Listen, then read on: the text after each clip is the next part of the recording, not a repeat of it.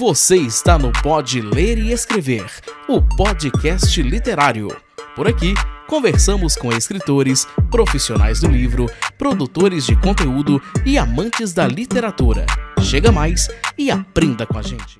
Olá pessoas, está começando mais um episódio aqui do Pode Ler e Escrever. Eu sou o Juliano e o nosso convidado, ele é autor de 3 livros.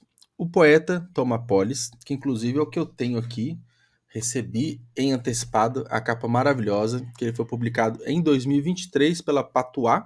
Ele também é autor de Trítonos, Intervalos do Delírio, também pela Patois em 2015, e Poemas para Serem Encenados, pela Casa do Novo Autor em 2008. Ele também tem contos, poemas e artigos publicados em coletâneas, revistas literárias e culturais. É formado em produção editorial e vive em São Paulo desde 2006, onde trabalha como analista de comunicação social no Ministério Público Federal. Teófilo Tostes, tudo bem, cara? Seja bem-vindo ao podcast. Obrigado por estar aqui. Oi, Juliano, tudo bom? Muito obrigado. Eu que agradeço o espaço, né? Muito bom participar aqui. Eu que já venho acompanhando o trabalho aqui do podcast. É muito bom estar desse lado agora. Ah, com certeza. Bom, obrigado, né, por ser um ouvinte e acompanhar o podcast. E é isso, né? Primeiro ouve, gosta e, aí completa o ciclo com o episódio gravado, né? Nossa, muito legal estar aqui. Cara, que bom. Eu queria começar a nossa conversa, Teófilo, lendo assim sua biografia, né, seus livros publicados, apesar deste aqui que eu mostrei, né, que a gente vai falar bastante sobre ele, foi publicado esse ano. Você tem livros que foram publicados há mais de 10 anos, né, um tempo legal, você tem formação na área editorial, enfim, eu queria entender como que foi o começo assim da sua trajetória, no seguinte sentido. É comum a gente gostar de ler, rascunhar alguma coisa, mas quando que isso virou profissional, então aquele desejo de publicar o primeiro livro, como que foi essa virada de chave assim para você? É até interessante porque a gente vê tudo num contínuo quando a gente olha a nossa própria história, né? E é interessante porque também eu sou um autor iniciante, apesar de já estar há muito tempo, já ter publicado meu primeiro livro, né, há mais de 10 anos e tudo. Eu tenho 3 livros publicados, eu ainda sou um autor jovem, né? E o primeiro livro foi uma autopublicação, foi um livro, apesar de ter saído por essa editora, foi um livro. Sim. Essa editora fazia autopublicações, né, de autores que tinham desejo de publicar, e foi a partir daí, desse primeiro livro, que eu comecei a ter contato com o mundo editorial, principalmente aqui de São Paulo, onde eu moro. Mas eu já desejava trabalhar com literatura, ou, na verdade, pensava em trabalhar com literatura, desde muito jovem. Eu comecei a escrever, por incrível que pareça, muito novo, assim, com uns 11 anos, e foram 3 fatores muito importantes que me começaram a levar a escrever, que foi...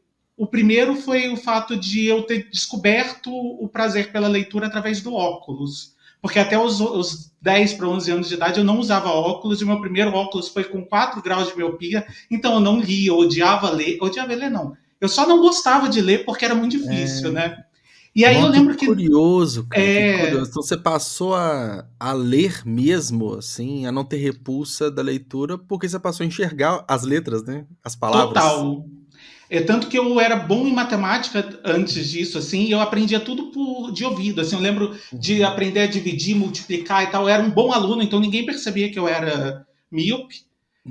Eu sentava lá no fundo e tal, podia ser até da turma da bagunça, mas eu aprendia tudo de ouvido, sabe? Então ia disfarçando, ia ter uma hora que não ia dar mais para disfarçar, mas antes disso veio óculos, ainda bem. Sim. E aí eu ia fazer uma operação no ano seguinte, nesse ano que eu comecei a usar óculos, acabei não fazendo, e eu comecei tarde na escola, na minha 4ª série. E eu lembro que no primeiro dia de aula tinha uma prova de português. E eu cheguei, e o início da prova era uma crônica do Drummond. Eu nunca tinha lido Drummond, assim, não conhecia e tal. Claro, eu conhecia de ouvir falar, porque meu pai era poeta, então tinha muita história. Minha mãe é uma excelente contadora de história. Então eu sempre ouvia dos livros que ela lia, das coisas que ela lia e tudo, das histórias, inclusive, do meu pai como poeta e tal. E aí... eu li essa crônica do Drummond, que era O Recalcitrante, que é uma crônica, não sei se você já leu essa crônica, é muito interessante, principalmente para quem é do Rio de Janeiro e tal, que é um cara que está voltando da praia de sunga molhada, senta no ônibus, e o motorista, o cobrador fica bravo, manda ele levantar, o cara não quer levantar, e lá pelas tantas ele fala que o cara é um recalcitrante. E o sujeito quase levanta para bater no cobrador sem saber o que significava aquela palavra, né? E eu lembro de aquilo, eu que estava acostumado a tentar ler até então sem óculos e achar que era assim, uma questão, tem que ler, tem que interpretar aqui e tal. Eu tive um prazer lendo aquela crônica, eu falei, cara, a palavra serve para muito mais do que comunicar fatos. Né? Ela não serve só para isso. E aí, no ano seguinte, eu acabei me mudando para Cabo Frio, comecei a estudar num colégio público que era do lado da Biblioteca Municipal de Cabo Frio. E aí, com os óculos, e aí teve uma segunda coisa que, nesse périplo todo, eu morei 1 ano em Belo Horizonte, né, esse Crônica de Drummond, inclusive. Eu sou daqui, sou de BH. Eu imaginei, até pelo sotaque, pelo fato de ter mandado o livro para eu falei, se ele não é de BH, ele é de Minas, porque o sotaque diz, né? E hoje em dia mora aí porque, né, eu mandei o livro e tal.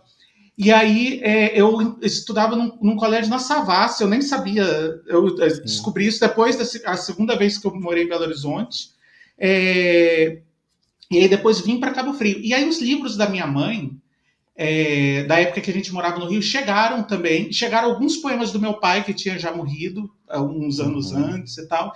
Então, tomar contato com esses livros, tomar contato com os livros que eu passei a ler na biblioteca e com o contato também com a poesia do meu pai, fez com que eu desejasse responder àquele mundo, aquele universo de leitura que estava me chegando, né? E responder também e conversar com o meu pai, que sempre foi um grande leitor, sempre foi um cara que publicou, chegou a ter uma editora em Ponte Nova, que ele publicou um livro de uma professora chamada Laine, 1970 e bolinha, né, 72 e tal.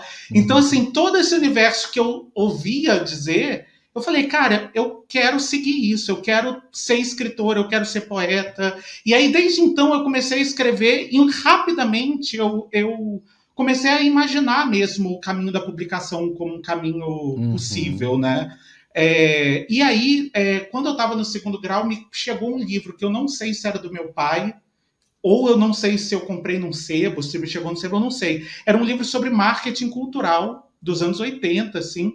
E aí tinha um cara, uma das entrevistas era um editor que contava a experiência de ter editado Drummond, que sempre tinha sido publicado pela Record, mas ele era da Salamandra, e aí ele ia fazer um projeto especial, tinha conseguido a cessão dos direitos do Drummond, que era exclusivo da Record, se não me engano, e o Drummond ainda era vivo nessa época, então ele foi conversar com o Drummond para pensar o projeto do livro. E o Drummond já era um cara que eu comecei a ler poesia lendo Drummond com 12 anos, assim, comecei a gostar de ler lendo Drummond, que foi com essa crônica, né, do Recalcitrante. Então era um cara que eu li muito, né, até esse período, então eu devia ter uns 17, 18 anos, eu falei, cara, eu quero trabalhar com poesia, editando. E aí eu fui fazer faculdade de editoração, acabei não seguindo por essa área, eu prestei um concurso público, acabei caindo na área de assessoria de imprensa, que é o que eu faço até hoje, né? Mas acabou que, assim, ter contato até academicamente com o mundo da editoração, me fez ter um olhar para o mercado editorial que não é só o do autor, né? Porque eu entendo o papel do editor nesse mercado, embora não tenha atuado durante nada, né? Eu cheguei a ter uma experiência de ter uma editora com a minha esposa, que depois a gente pode até conversar sobre esse projeto, mas eu acabei não atuando muito profissionalmente com a editoração, mas eu comecei a conhecer o mercado já na época da faculdade e tal, e isso eu acho que me ajuda um pouco a entender todos os lados, sabe, tanto das dificuldades, dos desafios, das necessidades que um autor tem que ter para se colocar, né, como autor no mundo, que as editoras também enfrentam para poder colocar os livros no mundo, né? Principalmente num momento e num país que não tem, assim, grande incentivo ainda, uma grande política de incentivo à leitura, né? A gente tem algumas coisas muito tímidas, mas eu acho que seria necessário muito mais, assim, para fomentar mesmo a leitura, né? E fomentar um mercado editorial muito mais pulsante no nosso país, né? Está gostando desse episódio? Já vamos voltar, mas eu quero só dar uma dica super importante para você que é autor independente. Conheça o Clube de Autores, que é a maior plataforma de autopublicação de falantes da língua portuguesa do mundo. Já são mais de 60 mil autores que fazem parte do Clube de Autores e eles já publicaram mais de 90 mil livros. É isso mesmo, é um número impressionante. Somente em 2022, todos os livros publicados no Clube de Autores representaram mais de 20% dos livros de língua portuguesa do mundo. É um número incrível. E esse número só é possível graças à tecnologia empregada que você pode, em poucos minutos, publicar o seu livro de forma gratuita. E eu sou prova disso. O meu livro, Frases Minhas sobre um Coração em Festa, foi publicado no Clube de Autores em 2022 e o processo é super simples. Basta fazer o cadastro na plataforma, seguir o passo a passo de publicação e logo o seu livro está publicado na plataforma, tanto no formato impresso quanto no formato digital. Você que é autor independente, não perca mais tempo. Acesse www.clubedeautores.com.br. Então, vamos voltar para o episódio? Sim. Tem dois pontos que você falou nessa introdução sua da literatura que me chamou a atenção, que é o fato do seu pai, né, ter trabalhado no meio. Isso é legal, né? E num momento muito mais, digamos assim, difícil do que hoje para o independente, né? Hoje a gente tem a tecnologia a favor, imagino na época lá, anos 60, anos 70, a dificuldade que deve ter sido fazer uma publicação de um livro, né, sem ser uma grande editora, e aí isso talvez tenha sido um gatilho para você também ter tentado criar a sua. Te veio isso em mente também? Ou é mais nesse exercício de entrar no meio editorial, vamos ver de que forma que eu entro? Aí você estudou, né, fez o curso, aí abriu, né, uma editora, e foi mais ou menos isso, tipo assim, deixa eu ver aonde que eu me encaixo aqui na literatura. Foi mais ou menos por aí? Eu acho que tem um pouco, talvez, desse ideário que habitou, né, também as histórias que eu ouvi do meu pai. Então, pensando até no desejo do encontro, que eu acho que move praticamente toda a escrita, né? Todo mundo que escreve deseja ser lido, deseja poder conversar sobre o que escreveu e tudo, né? Então, eu tinha... E também aquilo que eu imaginei quando eu fiz a escolha de tentar fazer produção editorial e nunca ter exercido essa profissão, né? Que era o desejo de ter contato com os autores, com novos autores, conhecer quem estava produzindo literatura no país, né? E também teve muito a ver com um projeto, porque não fui eu sozinho que fiz a editora. Eu abri com a minha esposa, que também é uma pessoa muito ligada à escrita, e naquela época tinha uma forte motivação de colocar livros no mundo e também de escrever a partir do desejo do encontro. E ela tinha morado em Florianópolis durante um tempo, e ela tinha um projeto com amigos, assim, de algum dia escrever um projeto, um livro, alguma coisa que fosse tratada de histórias íntimas de leitura, das bibliotecas imaginadas ou reais que cada um daqueles amigos frequentava, tinha em casa, enfim. O projeto até então nunca tinha saído do papel. Ela me contou, até na época que a gente namorava e tal, e eu fui o primeiro a escrever para esse projeto.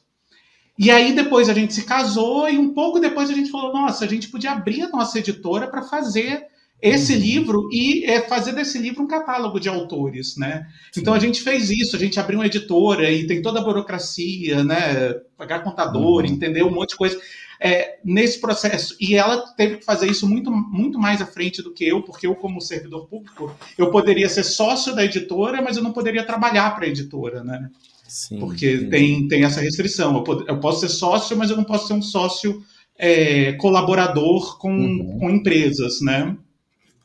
Então eu não trabalhei, claro que assim, eu acompanhava minha esposa fazendo as coisas, e aí a gente fez esse livro, que foi o História Íntima da Leitura, tem 17 autores que participaram dele. Na época o YouTube estava até começando, a gente chegou a fazer um mini documentário com os autores, falando um pouco da proposta do livro, só que a gente descobriu, e eu principalmente, que assim, talvez o meu maior desejo no mercado editorial não fosse ser editor, mas fosse ser autor.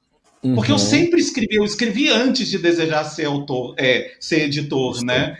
E eu acho que talvez o diálogo que eu poderia estabelecer como editor com novos autores também é um diálogo possível e talvez até mais interessante como autor, né? Como autor-leitor, né?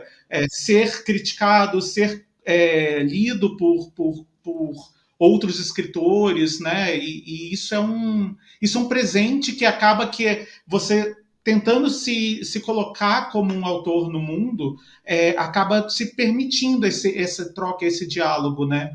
Então, eu, como já atuava e gosto de atuar bastante na área de assessoria de imprensa e tal, onde eu trabalho hoje, eu acabei percebendo que não era esse o meu caminho. Então, eu trabalho com assessoria de imprensa, mas eu tenho um desejo, assim, de percorrer como autor, né, o mundo editorial. Ah, que legal. E acho que assim, você foi tentando ver onde que você se encaixava ali no meio editorial, né?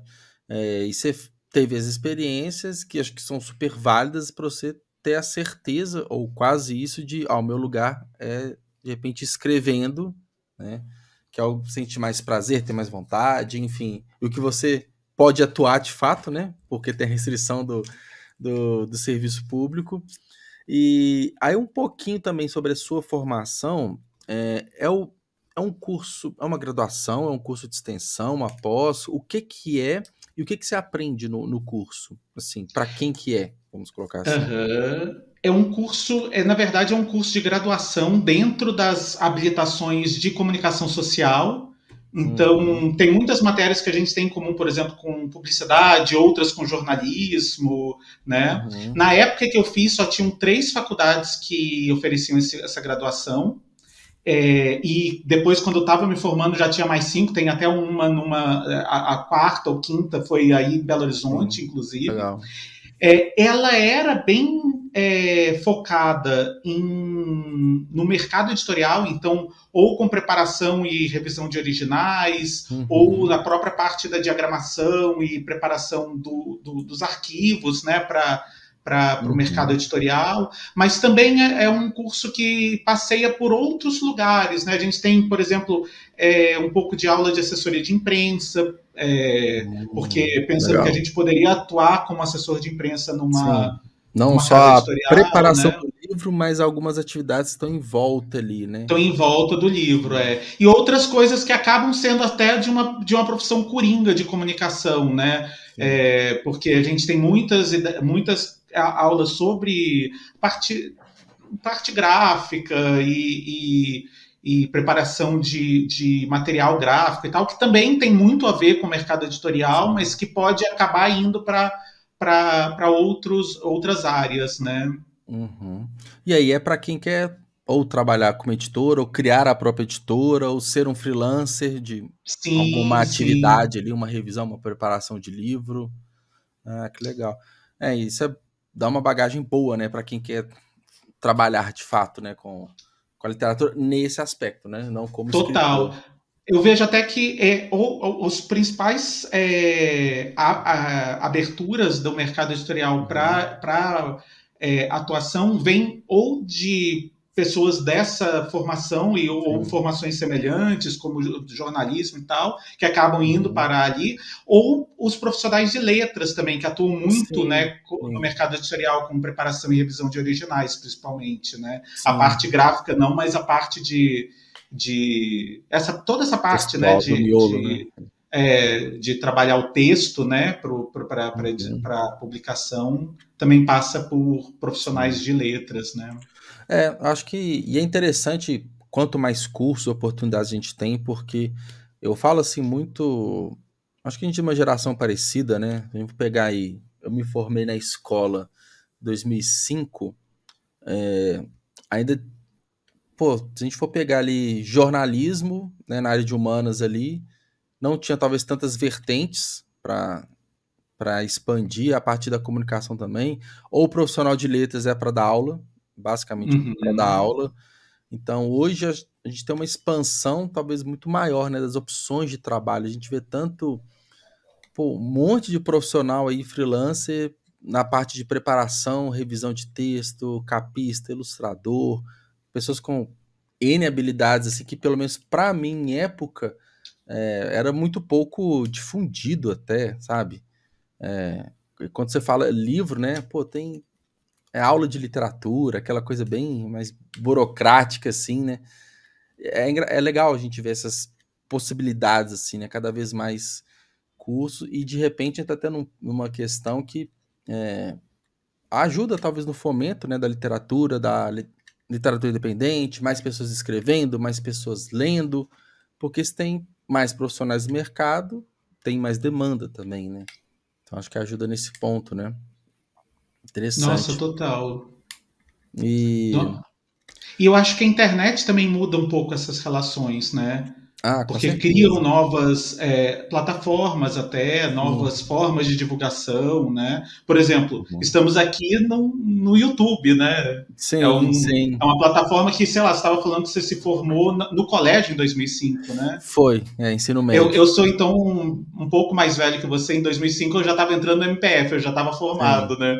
Eu me formei em 97. Acaba que a gente pegou, talvez ali, né, nessa época, até um pouco antes, a gente teve pouca mudança substancial tecnológica nesse sentido, né? Porque depois que veio ali os anos de 2010, a gente teve realmente um avanço, né, muito grande, ano a ano ali, de tecnologia, de plataformas, de possibilidades, e, né, de redes sociais e tudo mais. Isso é verdade. Tanto que na minha época eu cheguei a aprender HTML na faculdade porque era assim que se fazia sites. Não dá nem para imaginar a gente ficar ali digitando código para fazer um site. Exatamente. Eu tive aula de computação também, eram umas coisas bem arcaicas assim. Tinha conexão de escada, era uma coisa muito limitada assim. E naquela época, para publicar um livro, apesar que o próprio Drummond ele foi autopublicado, né? E teve autopublicações também, então a gente não está falando de se na época dele, 1930, 1920, era possível, porque em 2000 não era possível. Era possível, mas era muito mais difícil, né? Também era difícil, né? Porque você vai buscar na internet onde publicar um livro, você vai cair sempre nas grandes editoras, vai mandar sua original, não vai ter resposta. Era mais burocrático, né? Acaba que hoje a gente tem é muito mais difundido, né? Muito mais prático, né? Você contratar um profissional para organizar seu livro, você pode contratar vários, um para cada área, e para publicar e distribuir também, né? Tem muitas opções legais. Isso é bom, né? Bom porque a gente que gosta de escrever, fica fácil depois, né? Eu acho que quanto mais meios, quanto mais formas, melhor, né? Assim. Ajuda. Eu sou muito ali da democratização da literatura, né? Acho que ela tem que estar cada vez mais acessível, seja em questão de plataformas, de preço, né? E literatura nacional, né? E isso é bom porque a gente pega aí, sei lá, chutando aqui um suspense policial num romance, né? 10 anos atrás, dificilmente você encontrar um autor nacional numa livraria, né? Hoje tem mais opções, então a gente segue por um caminho de ter cada vez mais brasileiros, né, autopublicados. Nossa, total. Isso é muito importante até para o fomento do próprio mercado interno, né? Sim, sim.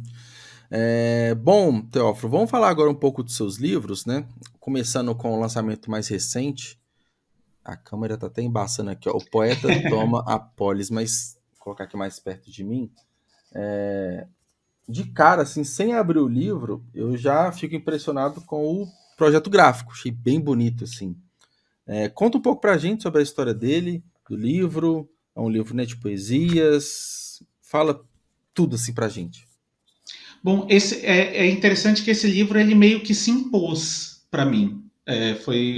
Eu estava com outro projeto também de poesia na época, assim, um pouco antes, só que a gente caiu na pandemia, né?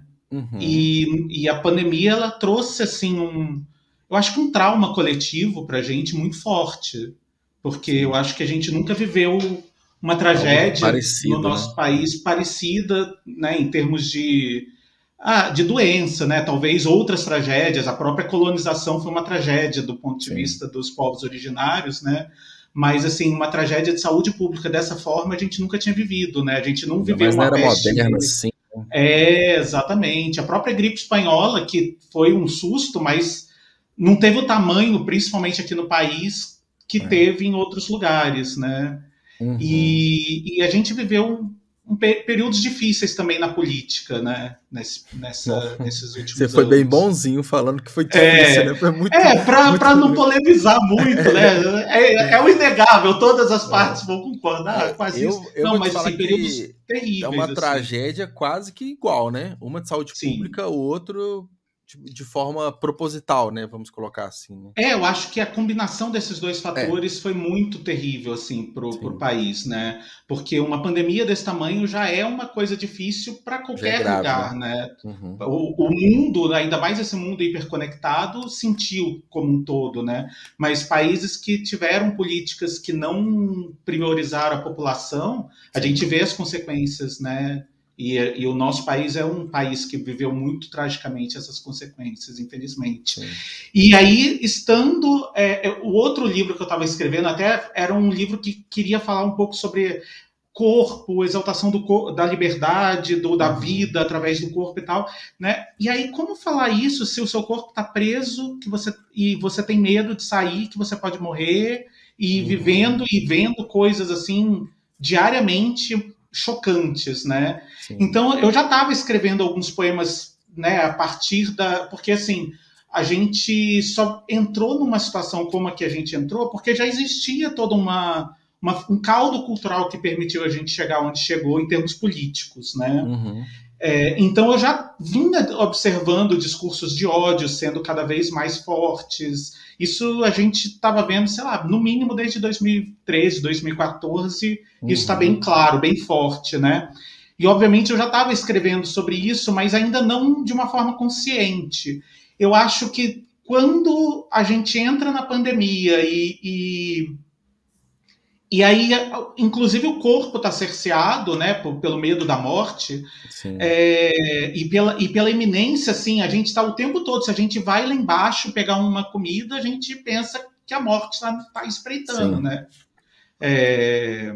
Então, diante disso, assim, cada vez mais foi difícil eu não me ligar à situação concreta do nosso país, da nossa vida cotidiana, e os poemas que eu comecei a escrever desde então foram cada vez mais olhando tentando elaborar esse trauma que eu estava vivendo, né, individual e coletivamente, né? E aí, a partir de um determinado momento eu percebi, não, eu tenho aqui um material para um novo livro, e um novo livro que é urgente, assim, que acabou a pandemia, eu preciso publicar ele. Eu tinha muita clareza, assim, que acabou entre aspas, né, mas assim, quando a gente conseguir superar a pandemia e poder ser seguro de novo, estar na rua e tal, eu preciso publicar ele, né? Eu comecei a trabalhar, eu já tinha publicado pela Patois um livro anterior, então, quando eu concluí ali, meados do ano passado, eu mandei para a editora, e aí eles gostaram, já sugeriram de publicar, só que aí, assim, como também eu sou um grupo de risco, eu saí mais tarde, né, da toca, assim, do isolamento. E aí isso acabou levando a um adiamento da publicação, que eu achei muito bom, porque também a gente tem uma certa mudança de lugar a partir desse ano, né? E isso acabou entrando no meu livro, tanto pela leitura, porque não tiveram poemas novos, a não ser o colofão lá no final, que a editora Patois sempre sugere que a gente escreva alguma coisa que tem a ver com o livro, né? um colofão diferente, um colofão literário também. Sim. Mas todo o livro já estava pronto antes de 2023. Mas esse momento histórico acabou passando no livro, né? Pelas leituras de outros autores que me presentearam, inclusive, com o texto de prefácio, de orelha, né? E pós-fácio que ele carrega. Então, são marcas de leitura, né? E o livro ele tem basicamente duas partes. Uma primeira é que eu falo muito sobre aquilo que eu estava vendo, então ele é uma parte até mais dura, que é a primeira parte, que chama Psicopatia Cotidiana, mas ele tem uma segunda parte que ele fala de um desejo de superação desses horrores, né? Então é uma parte que deseja se abrir à alteridade e exaltar, celebrar essa diversidade humana, né? Que é a parte do polis poética. Sim, abrir aqui, tá bem divididinho no livro, a parte 2, tudo certo. Legal. E eu tô vendo aqui, passando o olho por alto, tem muitas participações, né? Então, você falou no pós-fácil, tem prefácio também de outra pessoa? Sim, é minha irmã, inclusive, que também é poeta. Que legal. É interessante, né, a gente envolver outras pessoas na escrita de um livro, porque se a gente não se cuidar, o livro fica algo extremamente... A gente fica extremamente sozinho, isolado, né? Porque a escrita é muito assim, né? A gente, no nosso momento, na nossa intimidade, escrevendo. Então, quando envolve outras pessoas, para escrever um prefácio, um pós-fácio, isso ajuda a sair, né, dessa individualidade natural que escrever um livro tem, né? Cara, que legal. Nossa, isso é muito importante mesmo. Ainda mais a gente tá falando de um contexto de pandemia, de isolamento, que a gente acaba que aflora muitas relações pessoais, né? Acaba que positivamente, mas também negativamente. Mas a gente tá... As emoções, né? Relação com pessoas é muito mais acalorada, né?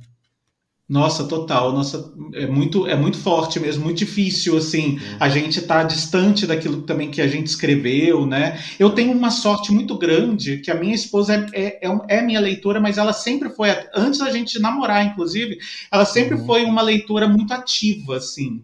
Eu lembro que do meu livro anterior, eu mandei um conto para ela uma vez, logo que a gente ainda nem namorava e tal, e aí ela me respondeu, nossa, eu amei o conto, uma das coisas que eu mais gostei, que eu li ultimamente e tal. Falei, que legal, depois a gente vai conversar. Aí ela me chega com o conto todo anotado, coisas que ela gostou, coisas que ela não gostou, coisas que ela sugeria que eu pudesse desenvolver melhor. Eu sei que o conto passou assim a ser outro conto a partir da leitura dela. E hoje em dia, a gente tem uma relação que tudo que eu escrevo, tudo também que ela escreve, ela tem escrito menos, mas sempre a gente se lê e com um olhar de crítica muito grande. Então, eu era um autor mais isolado nesse sentido, mas quando eu a conheci, que a gente começou a trocar, eu acho que, inclusive, minha escrita amadureceu muito. Porque ela é uma leitora muito...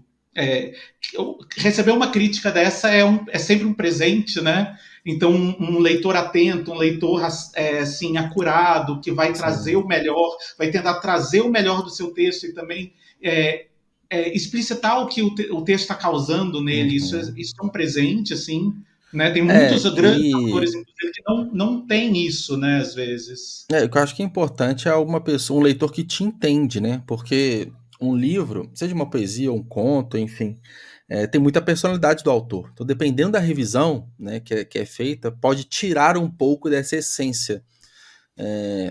Como ela te conhece, cada vez mais foi te conhecendo mais, né? Conhecendo o seu formato de escrita, o que você quer passar nas palavras. Então, além de ser uma correção para trazer polir o seu texto, não vai tirar a sua essência, justamente por saber aonde, né, colocar ali.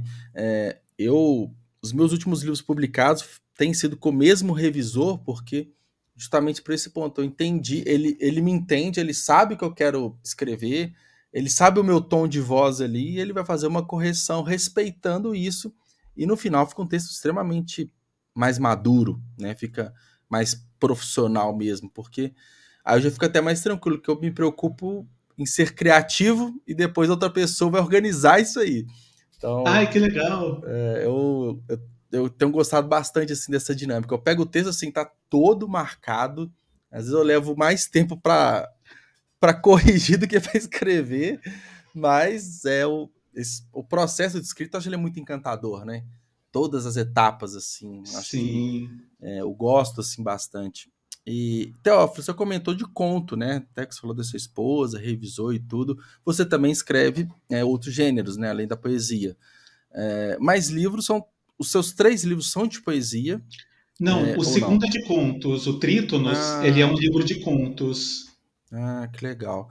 Então, você já percorreu publicando, assim, né? E fora os livros, você também tem publicação de outros lugares, revistas, em portais? Como que é isso? Onde está espalhada a sua palavra? Pois tem uma coisa também muito interessante que é a comunidade de autores, né, alternativos e tal, acaba criando outras formas de publicação e de interação, como, por exemplo, revistas eletrônicas, tem aquela Ruído Manifesto, a Malarmagens e tal. Então, eu já publiquei em várias dessas revistas, em coletâneas mesmo da Patois, e também eu acho que em até livros, né, em coletâneas de livros assim da Patois, eu acho que essa oportunidade de a gente testar que a internet nos dá, às vezes até permite que a gente revise e repense o livro numa posterior publicação, né? Então, um livro, um texto, um conto, assim, ou um poema. Então, tem poemas, inclusive, que eu já publiquei nesse livro, que eu já publiquei e que se transformaram depois a partir de leituras ou a partir também do tempo que passou, né? Eu gosto muito desse movimento, assim, eu ia falar essa palavra, esse movimento entre os autores dependentes, porque aí pega um que cria, você falou, desde um perfil literário, às vezes uma publicação simples ali de rede social, ou cria uma revista eletrônica, ou lança um edital assim para fazer uma antologia, alguma coisa assim. Isso nos estimula a escrever, conecta vários autores ali e a gente circulando ali no meio, né? Então, são movimentos interessantes, né? Sim, esses movimentos são muito, muito importantes, muito interessantes. Dentro da poesia, inclusive, você tem um movimento também de poesia oral, de slams, que eu acho que traz muito a linguagem poética, principalmente para autores mais jovens, né? Que são de uma geração que não é a nossa ainda, mas, né, é uma geração de... Um pouquinho mais jovem só. Um pouquinho mais jovem, aqueles poetas de 19, 18 anos que estão chegando ali no outro lugar, né?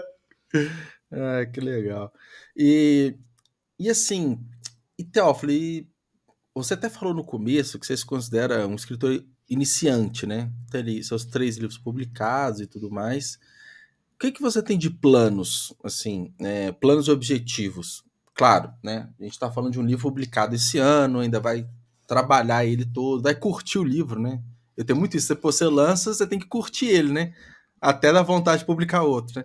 Então, como que tá esse seu momento para 2023? O que você planeja também mais para frente? Pois esse ano de 2023, o grande objetivo é trazer e levar o livro para o máximo de leitores possível, né?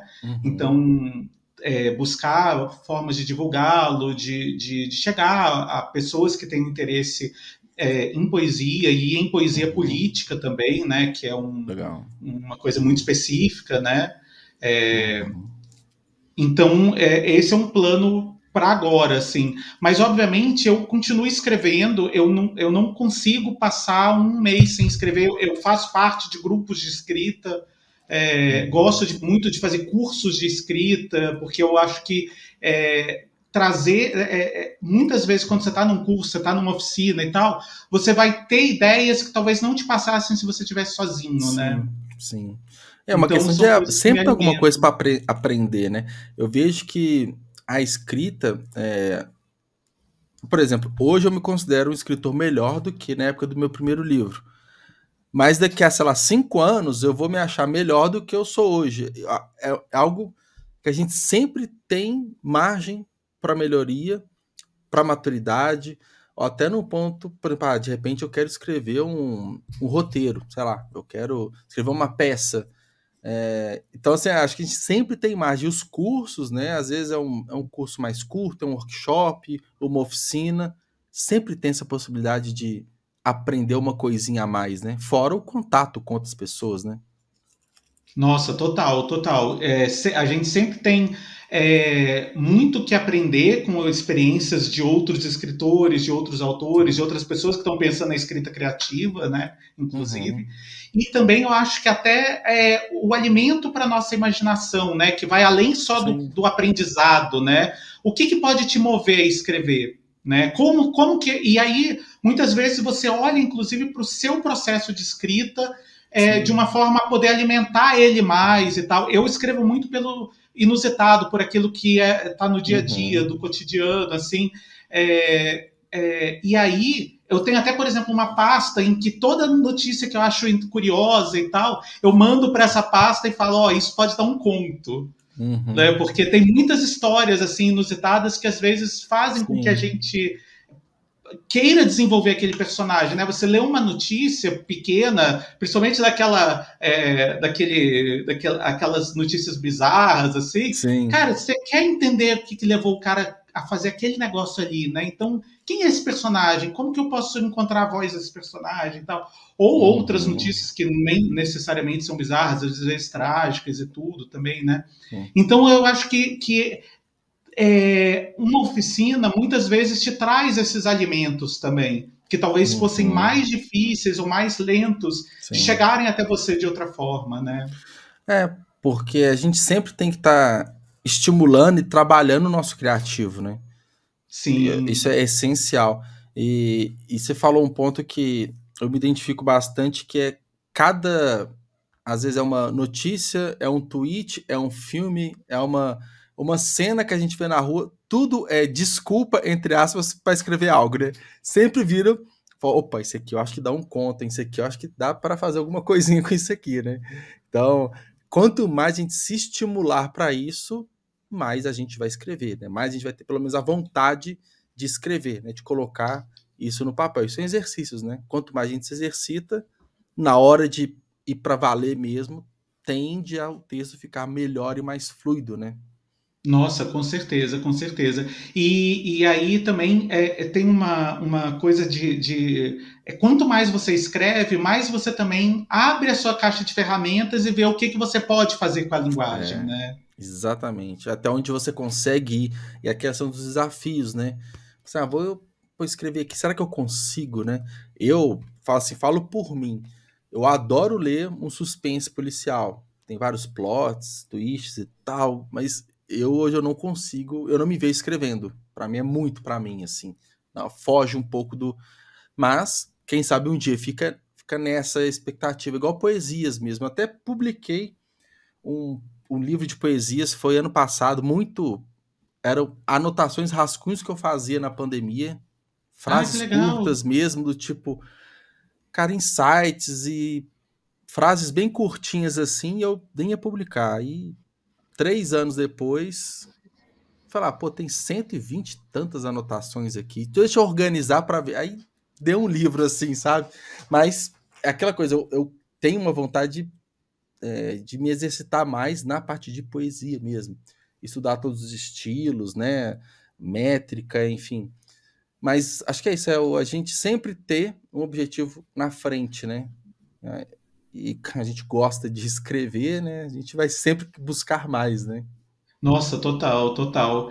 E ao mesmo tempo, né, até retomando aquela pergunta que você fez ali anteriormente sobre os projetos literários, outro dia eu estava conversando até com a minha irmã e eu falei, nossa, eu acho que eu já tenho projetos de livro para escrever até a velhice, assim. Porque eu estava assim, com 2 projetos de romance que eu gostaria de escrever, um deles eu até já rascunhei um primeiro parágrafo várias vezes, mas ainda não comecei.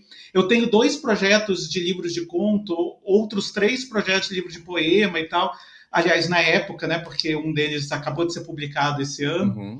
e eu falei, gente, eu acho que dá aí uns 20 anos de escrita, davam 7, 8 projetos de livro, sabe? E eu tenho uma coisa desde antes de cursar produção editorial, na época da adolescência mesmo, eu acho que isso até me levou ao curso, que é sempre pensar um projeto e escrever em função de um projeto. Uhum. Então, quando eu estou escrevendo, assim, eu penso, nossa, isso pode ir para esse projeto desse livro de contos sobre tal coisa. Ah, isso daqui pode ir para aquele livro de poemas. Raramente eu nunca fiz um livro que era um compilado de poemas, por exemplo, um compilado de contos. Ele sempre tem uma temática, são as coisas que se amarram naquele universo daquele livro, sabe? Uhum. Então tem muita coisa que fica de fora, né? Sim.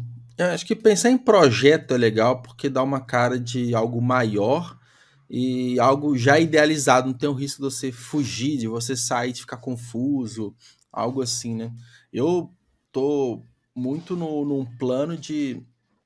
eu vou até... Vai sair amanhã um conto que eu escrevi, uma ficção. Eu gosto muito de escrever ficção pós-apocalíptica. E a minha ideia é publicar contos a cada 3 meses dentro de um universo, e depois vem uma coletânea, um romance, alguma coisa assim. Eu coloquei como meu projeto aqui para os próximos anos até. Então, Ai, que legal! eu já tenho um para ser publicado, tá em pré-venda, vai sair amanhã. Amanhã, né, enfim, dia 19 de julho, né, que o episódio vai ser publicado depois.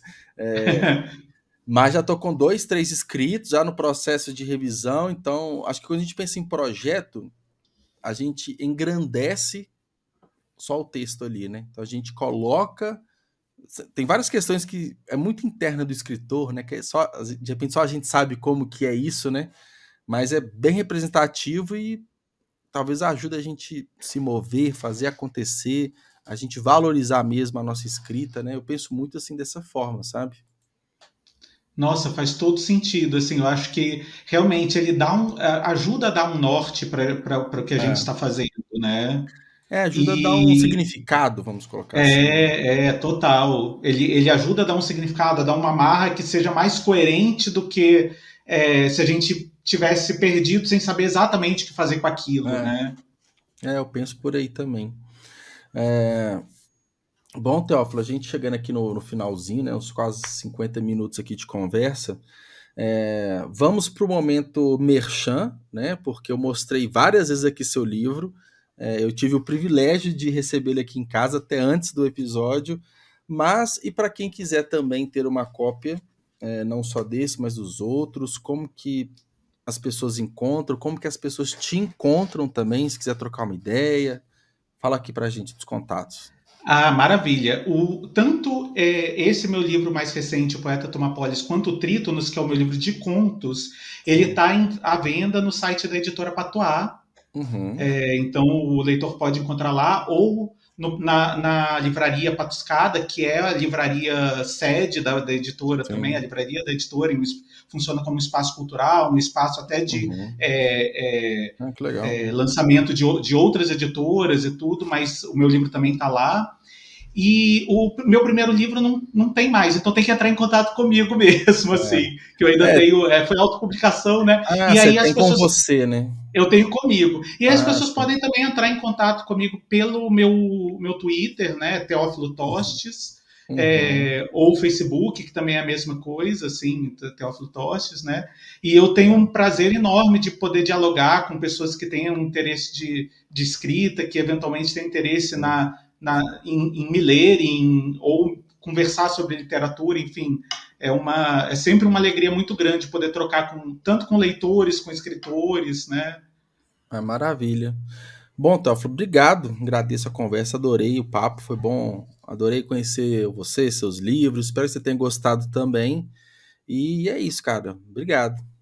Nossa, eu também agradeço demais, Juliano. Foi assim uma conversa muito muito prazerosa. Eu nem vi o tempo passar quando eu olhei e falei, caraca, é verdade, já tá acabando, meu Deus! E fiquei muito feliz de estar aqui com você, conversando sobre isso que nos move tanto, que é a escrita, né? Cara, perfeito. Então, um abraço, cara. Até mais. Sucesso. Valeu. Obrigado, querido. Um abração.